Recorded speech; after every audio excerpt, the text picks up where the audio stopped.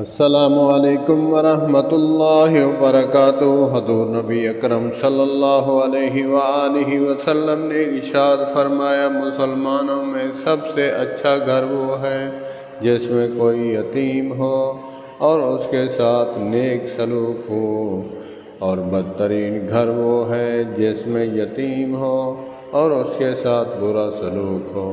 السلام علیکم ورحمۃ اللہ وبرکاتہ۔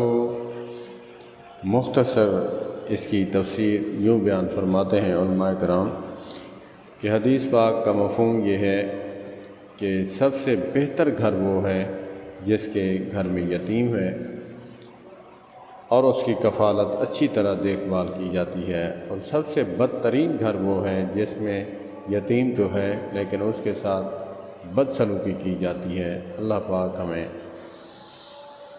اس پر عمل کرنے کی توفیق عطا فرمائے۔ والسلام علیکم ورحمۃ اللہ وبرکاتہ۔